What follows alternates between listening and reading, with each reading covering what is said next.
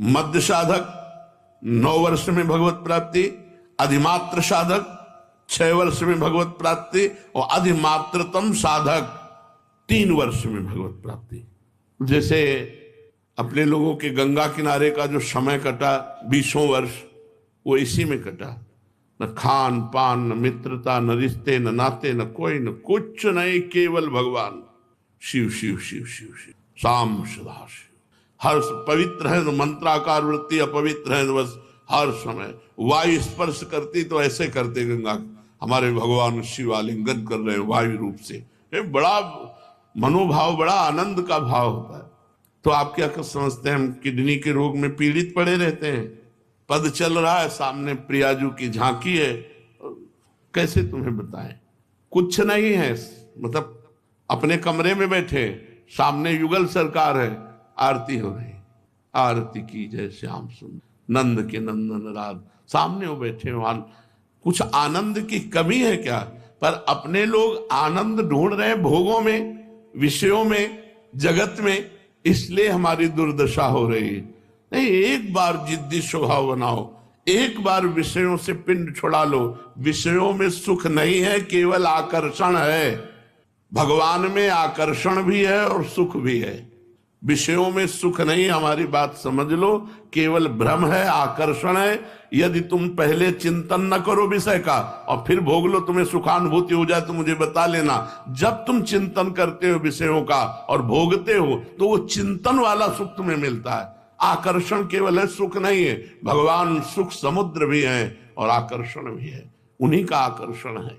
इसमें विश्वास करे साधक कि बिना साधना के भगवत प्राप्ति नहीं हो सकती।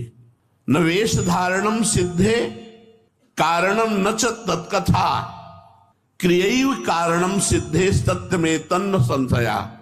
ना तो भेष बनाने से भगवान मिलते हैं, कपड़ा रंगने से, और न बहुत बात बनाने से, चातुरता पूर्वक बहुत बातचीत उपदेश करने से भगवान नहीं मिलते। भगवान मिलते हैं भजन करने से। क्रियैव कारणम सिद्धे, क्रिया ही कारण, भजन क्रिया ही सिद्धावस्था के लिए कारण है। सत्य में तन्न संशया, मेरी इस बात में संदेह मत करना। न भगवान भेष धारण करने से मिलते हैं, न भगवान बातचीत लच्छेदार भाषण करने से मिलते हैं। भगवान मिलते हैं तो भजन करने से मिलते हैं। असल में ऊंचा साधक वही है जो अपना सर्वभार भगवान पर छोड़कर निरंतर, बस यही है जीवन का सार। अगर पकड़ पाओ तो पकड़ पाओ। असल में ऊंचा साधक वही है जो सर्वतोभावेन अपना भार भगवान पर समर्पित करके रात दिन भगवान के भजन में लगा। बस दुनिया का परपंच, दुनिया के योग साधनाएं भगवान पर सब, इस पर बहुत बार चर्चा हुई। आश्रय और भजन वही सर्वत्र लिखा हुआ है, जो हृदय में आता है वही लिखा हो। असल में ऊंचा साधक वही है जो सर्वथा सर्वतो भावेन भगवान में समर्पित है। सर्वतो भावेन, कोई भी भाव अन्य से नहीं, सब भगवान से, और अपने को भगवान पर छोड़ दिया और खूब भजन में तत्पर। बस सार बात यही। अब भजन में प्रीति कैसे होगी? साधक वही जो खूब भजन में डूबे। तो भजन में क्यों नहीं डूबता? अन्य व्यक्ति का महत्व, अन्य वस्तु का महत्व, अन्य साधनों का महत्व। सर्वेषु साधन वरेषु चिरम निराशा।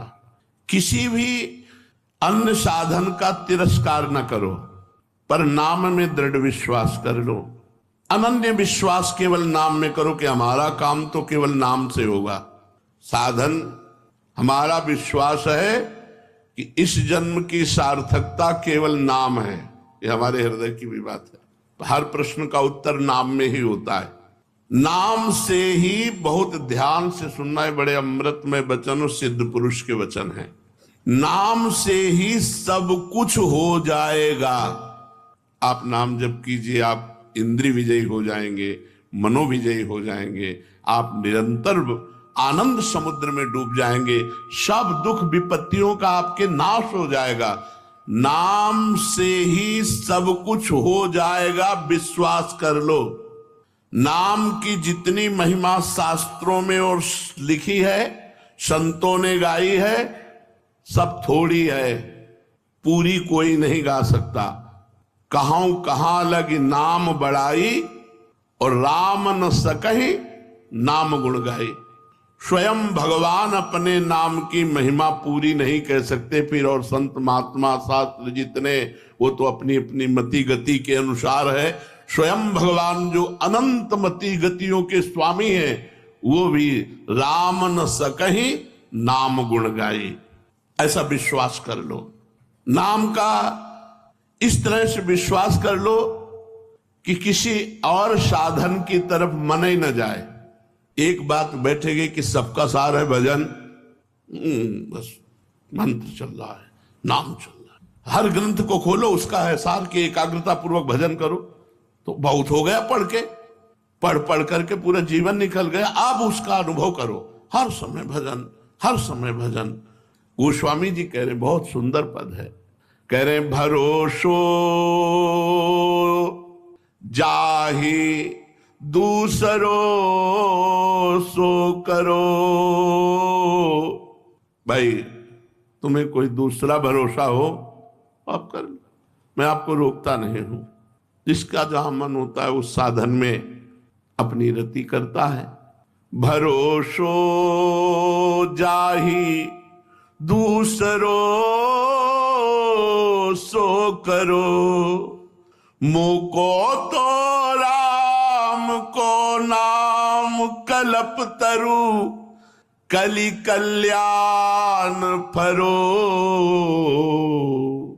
भरोसो जाहि दूसरो सो करो। तुम्हें अगर जहां मना वहां भरोसा करो, हम तुम्हें रोकते नहीं, लेकिन हम अपने बात बता रहे हैं।